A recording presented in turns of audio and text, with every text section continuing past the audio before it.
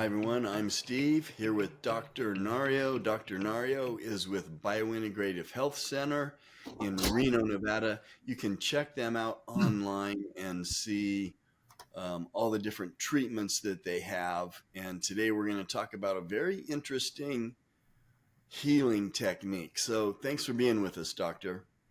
Hi, Steve. Thank you for having me again. Always a pleasure. Yes, it will be interesting. Right, so we were talking before we turned this video on. And you were just in Germany, and I know you go to Las Vegas, and you always learning new things or reevaluating new things. And so I don't know if you got this from Germany or just something that you reviewed there, but tell us about what you were telling me about, which way over my head, on a technique that can be used to heal, you know. So give me the rundown. Yeah. So, Steve, let's start with the microbiome or the gut, right? The gut is basically 80% of our immune system. Anything that's happening or a pathologic occurrence in our gut is actually going to be leading to a lot of systemic problems like cancer, autoimmune disease, and all of these, yes, MS, right? All of these systemic problems all comes from gut issues and even psychiatric problems. That's why this is a big area of technology now where we can actually talk about poop in a more scientific and professional way and how important that is. Where I'm going with this is what we call fecal microbiome transplants, where basically I'm talking about poop from another person being transferred to you. So that The another healthy, person, the healthy person. so the healthy poop being transferred to a colon that is sickly.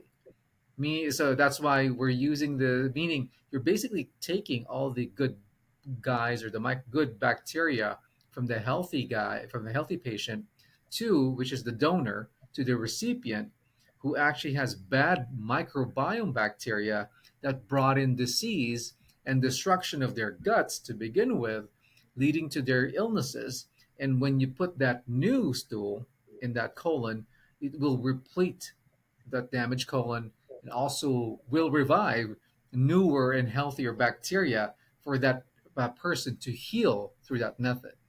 Interesting, isn't it? Yeah. So I want to know what the different illnesses this technique is used for, but how do you Mhm. do it?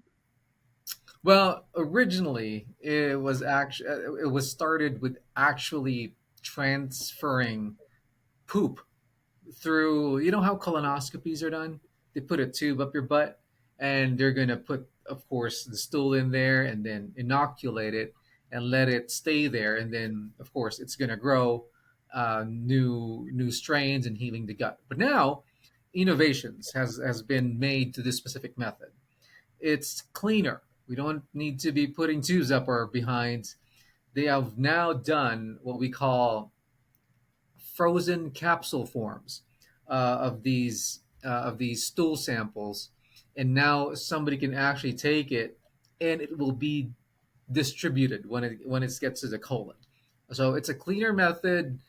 It's affordable, but the thing here is again, these are for only for special cases right now. But we foresee in the future that this will be expounded and be shared to other specific conditions. So, yeah, we'll talk to you about the conditions in a bit. Yeah, it sounds a little bit disgusting, Doc. It's in a capsule. It's not like you Okay, have a little bowl you're right. and you're So eating you you you're eating your dessert so you uh, take the capsule orally. orally. It's frozen. Yes, that is correct. Okay, and so you said this is for special situations, but okay, so let's hear what it can heal. All right. So it all started with studies that actually had shown. So there were it was a case study. So there were two psychiatric patients. I think it was schizophrenia. That patient actually was found to be with disrupted microbiome, the one who was schizophrenia, right? And they thought about doing a transplant of the stool because the patient has been manifesting what we call Clostridium difficile. This is a bacteria that's growing in the gut. So when they did this, so the schizophrenic patient who has C. diff received fecal material from a healthy donor because that's one of the only indication where you can do it, which will be covered by insurance and by of course approved by the government. So they gave the new stool to the schizophrenic patient, and not only did they heal the C. diff infection, but the schizophrenia of the patient actually resolved as well. So showing you that the microbiome and the gut is not only responsible for GI symptoms, but is also responsible for psychiatric problems. Then now it got expanded to different aspects. Now they also try this in patients with Crohn's, ulcerative colitis, even IBS. So these are now small trials that they're doing that actually are showing results just by changing the microbiome in the good guys actually brought healing to these specific pathologies. So right, stool is power, stool is healing. So, this is, we're really talking about the gut, right? Hmm. Right. And so, I mean, I know that just a lot of bad stuff stems from an unhealthy gut, right?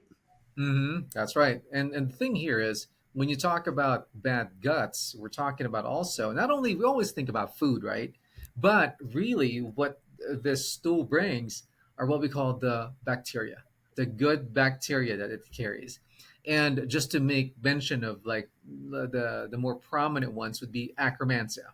I don't know if you've heard of this bacteria, but it's the one that's actually producing the mucin or the mucus layer of the gut to make it slippery and sliding the food so that it won't make any frictional damage to the surface of your gut. And this is also being famous now because it's actually producing what we call GLP-1. And this is what we hear about when we use Ozempic, Wegovy, but we produce natural GLP-1s through this bacteria. And that's why when you have good amounts of Akkermansia, you have lower incidences of obesity, diabetes, and even metabolic problems. Another one is lactobacillus. So we always hear about this. And this is the one that's actually growing when you ferment food, like kimchi, yogurt, sauerkraut. But this one is actually creating what we call lactic acid in the gut. So it will kill pathogenic or bad bacteria so they wouldn't grow. Another one is bifidobacteria. So this is actually something that also is found in our fermented food. And this is found in the strains of Bifido longum, Bifido breve, and also Bifidobacteria bifidum. This is a more generic one because it actually supports in general the digestion of food properly, especially carbohydrates of complex carbohydrates, to make it more absorbable for our gut cells so we can use it for energy. And lastly, Bacteroides. So Bacteroides are what we call non-dependent oxygen bacteria in our guts, and they're also related to what we call the digestion of food, like what the bifidobacteria does. So my point here is we're introducing good guys that are not present in that sick colon. That's why that colon is healing, and at the same time as it heals the colon, it's healing other conditions that are there in the body. Okay, so these conditions are like, I think you heard like it could help with diabetes. Yeah. So there are now studies out there that are starting to explore on this, on how metabolic problems, like how people absorb cholesterol more than others because of a damaged gut, and also yes, of course, absorption of glucose and sugar that can also be related to such when you have a damaged microbiome. So that would help people lose weight if they're overweight, if they're obese, cleaning up their gut in this way.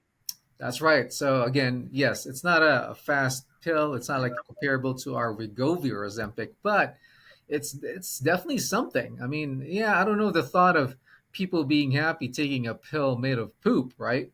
But hey, if you want to heal, you'll do it. Yeah, I'm just trying to relate it to some of our listeners who would think, okay, this is what the benefit is of this. So helping diabetes, and so there's so many issues that a damaged gut can affect. Hmm. So obesity. I mean, what about your heart? Right. So cardiovascular benefits also, as again, as by default, as you fix the metabolic issues such as obesity, diabetes, and even high cholesterols, the heart will definitely function better because of the number one, the load, that the offload that you will do for the heart. And also, you have to remember, a lot of these gut problems are actually aggravating heart conditions. For example, there's an enzyme called TMAO. If you have high levels of that, usually because you have bacteria that actually, when it meets up with meat or any animal products, it will produce this enzyme that will actually be inflammatory for the heart blood vessels, causing heart attacks and strokes. If you fix that microbiome, or that bacteria, that is the bad bacteria that's there, that's making this, then you will also now save the cardiovascular system. I see. So, is there anything else that just off the top of your head that is affected by the gut that so that people know or so that they can ask their doctor, hey, can I heard about this poop pill, so that it may benefit. Right. Well, one thing here is I always want to tell my patients, when you have a leaky gut, you have a leaky brain. So if that brain is always, little signs of dementia, forgetting things, you left your car keys in the fridge. No, not that, but it's really something out of the extraordinary that people are starting to forget. And of course, these are little things that we kind of neglect every day. But when you have those specific conditions, your doctor probably will just, oh, let's do a brain check on you.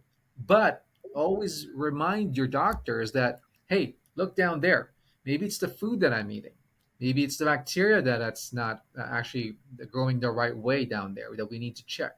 So make sure that you remind your doctors that, hey, if you're thinking that it's my brain, it's probably also downstairs. Yeah, amazing. So a big point that people can take from this is that if uh, that cleaning up the gut, healing the gut, can help heal your brain.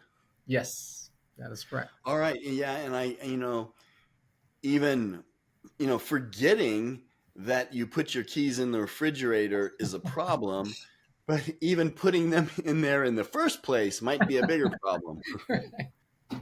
Hey, it happens. I have patients who did that, so that's where I got. Okay. All right, Doc. Any last thoughts on this or any last things that maybe I didn't ask?